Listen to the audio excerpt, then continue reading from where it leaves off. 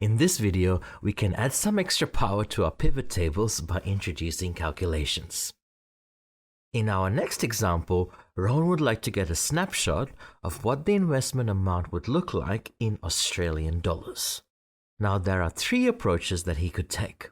One is he could go and add another column into the raw data. That, however, is not always a realistic option. And if you just want a snapshot, you don't want to be updating your raw data. Another approach would be to just add a calculation right here in your worksheet using data from the pivot.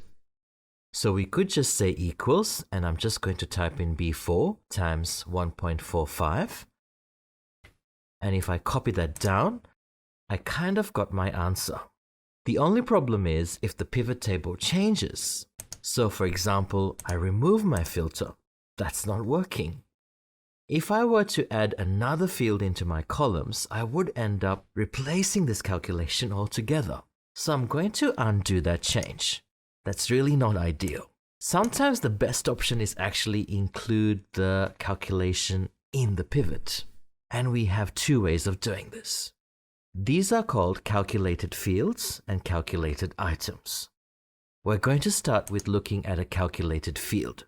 Adding a calculated field to pivot is almost the equivalent of adding another column into your raw data. The difference is it doesn't actually take up any space in your worksheet like one of these grand totals. It's calculated on the go. To create a calculated field, just click anywhere into a pivot table. Come to a pivot table Analyze, and in the calculation section, we're going to select Fields, Items, and Sets. Right at the top is the option to add a calculated field. And the first thing we have to do is give this new field a sensible name.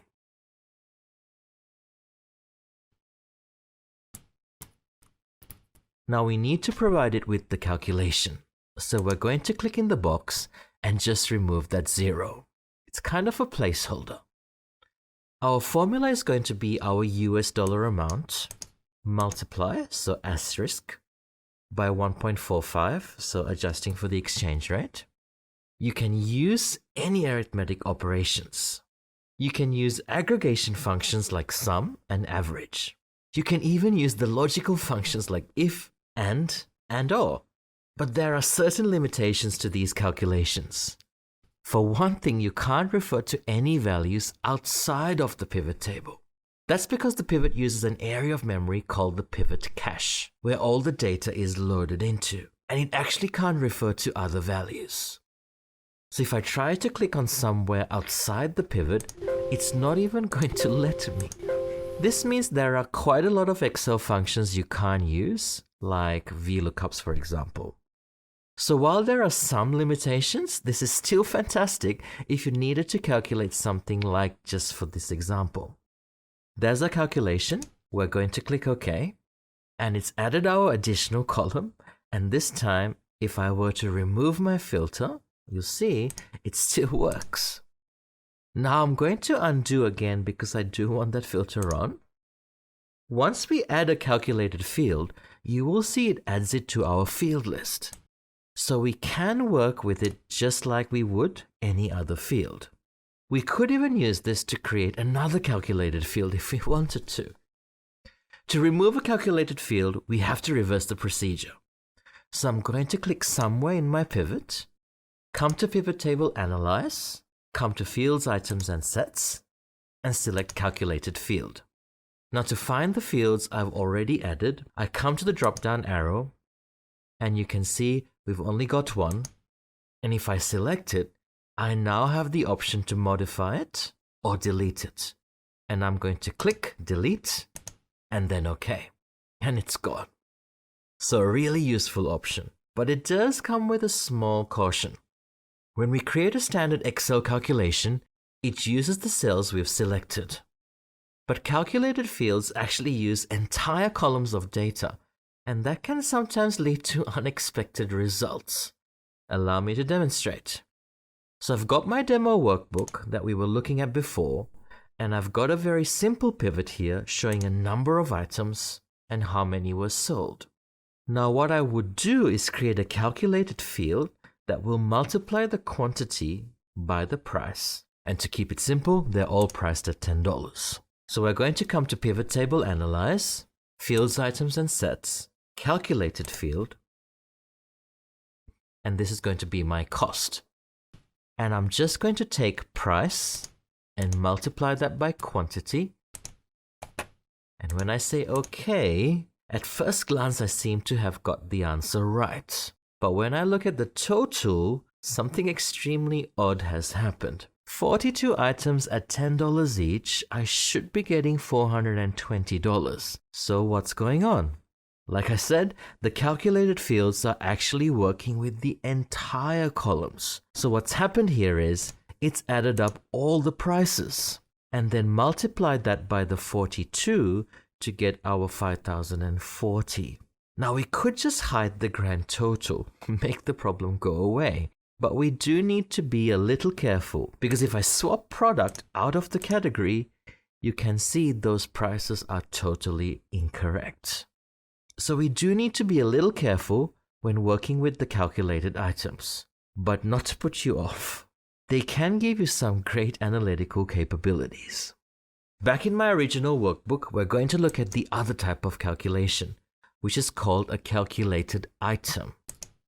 Unlike a calculated field, calculated items are the equivalent of creating another row. So let's, for example, say that I wanted to get my total for Brazil, Ecuador, and Italy, and show that as a row in its own right. I could do that using a calculated item. There is a restriction, however, with calculated items. You cannot add a calculated item to a pivot table that has a group field in it. Now you might recall that we actually grouped our date function to get our years.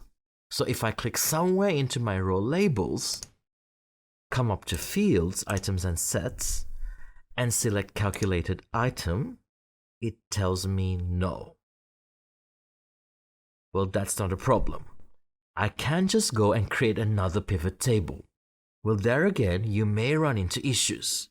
In the newer versions of Excel, when you create a pivot table from the same data source, it automatically shares the pivot cache. In other words, when I go and create a separate pivot table, it is still going to have this year's field. So I'm still not going to be able to add a calculated item. What we're going to look at next is a workaround for creating a pivot table that has its own pivot cache. This does have the downside of effectively doubling our pivot table storage, but it will give us the flexibility to work with it independently. So we're going to come back to our renewable investment. Click somewhere in the data, and a strange keyboard shortcut, we're going to press Alt, D and P. This opens up our pivot chart wizard. This is actually an old wizard which is no longer available in the ribbon, but you can customize your ribbon and add it. Or you can customize your quick access toolbar. I find it easier to just use Alt, D and P. Now first, we're just going to click Next. It is not picking up our table name automatically. And that's because the wizard predates tables. Now we're just going to replace that with TBL investment, and then I'm going to click Next. This wordy dialog is trying to persuade you to share a cache, and if you click yes, that's what will happen. But we're going to select no, and just click Finish. And now we've created a new pivot table from the same data. But if we have a look down here, there's no years field, so we can see this is definitely using its own cache. Let's quickly create output. So I'm going to add region and amount. What Rohan wants to do is, rather than showing these discrete values, he would like to see the percentage of investment in Europe versus Asia, and then the percentage of North America versus Asia. And to do this, we're going to add two calculated items. Making sure we've clicked somewhere into the row labels, we're going to come up to Field, Items and Sets, and we're going to choose Calculated Item. You'll see this dialog looks a little bit different because it doesn't just give you the fields, it gives you the items within the field. The first one we're going to create is going to be EU versus Asia. We're going to replace the 0 by taking our Europe investment and dividing it by our Asia investment. And then we're going to click Add. Now to add the next one, we need to first give it a new name. So this is going to be North America versus Asia. And again, we need to select region. And this time we're going to take North America and divide it by Asia. And then we're going to click OK. And our 2 calculated items have been added. Now it doesn't really make sense to compare 2 different things like miles versus liters. So we're going to come to our rows, we're going to unselect all, we're just going to show our 2 new items. And then we should probably turn off our grand totals as well. So in our design tab, let's flick those off and let's convert these to percentages. And there's our completed pivot table using our 2 calculations. So while there are obviously a few limitations with calculated fields and calculated items, they do unlock a wealth of opportunities. Make sure that you download the workbook and practice these great new skills.